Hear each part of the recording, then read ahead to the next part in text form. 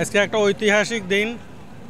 বিগত বছর ৩৬শে জুলাইতে আমরা ফ্যাসিস্ট সরকারের হাত থেকে এই দেশের মানুষ, সর্বস্তরের মানুষ তার জালিম, তার জুলুম এবং নির্যাতন থেকে মুক্তি পেয়েছিল।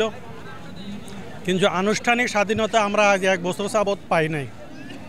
আজকে আমাদের চূড়ান্ত স্বাধীনতা ঘোষণা হবে, সেই আনন্দ আমরা গ্রহণ করার জন্য এখানে আসছি।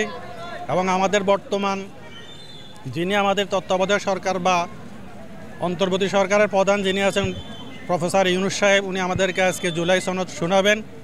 আমরা এই শোনার অপেক্ষায় আছি। উনি আসবেন, আমরা ওনার বক্তব্য শুনব।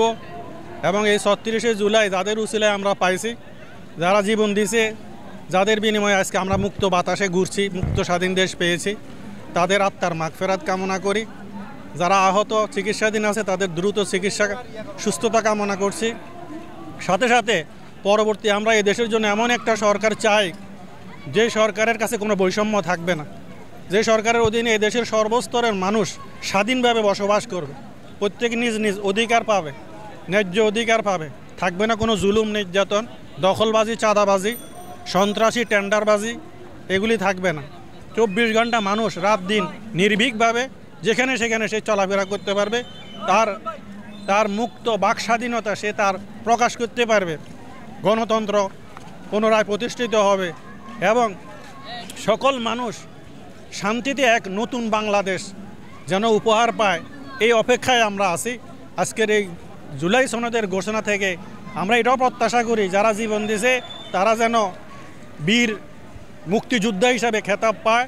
সাথে সাথে যারা জীবিত আছে, এখনও আহত আছে, তারাও যেন মুক্তিযুদ্ধের সনদ পায় এবং তাদের পরিবারকে যেন সরকারিভাবে সর্বস্তরের সহযোগিতা করা হয় এবং কোনো রকমের বৈষম্য যেন নতুন করে এই দেশে আর সৃষ্টি না হয়, কোনো জালিম সরকার যেন আমাদের উপরে আর চেপে না বসে। এই প্রত্যাশা ব্যক্ত করার জন্যই আমরা আজকে সকাল থেকে এখানে উপস্থিত হয়েছি। ধন্যবাদ। এখানে ৫ই আগস্টে যে দুর্ঘটনা হয়েছিল সেই জন্য সমবেদনা জানাইতে আমরা সবাই আসছি। আজকে আমার ওয়াইফ নিয়ে, আমার স্ত্রী সমাজ এবং সারা বাংলাদেশের লোকজন যারা আসছে, আজকে জনগণ স্বাধীনভাবে এখানে একটা বিজয়ের দিন আজকে আমরা মনে করি। এজন্য আসছি যেন দেশে যেন আর দ্বিতীয় আর স্বৈরাচার যেন বাংলাদেশে আর না আসে। আমাদের দেশ যেন বাংলাদেশ, সোনার বাংলা, স্বাধীনভাবে যেন মানুষ কথা বলতে পারে, যেভাবে সবার আস্থা যেন কথা তুলে ধরতে পারে, সেই বিষয়ে যেন জনগণ, সাধারণ জনগণ যারা আর হানাহানি, মারামারি, এই যেন খুন খারাপি এগুলো দেশে যেন না হয়। কারণ দেশ যেন ভালো মতন চলে, আমাদের প্রত্যাশা সেটাই থাকবে।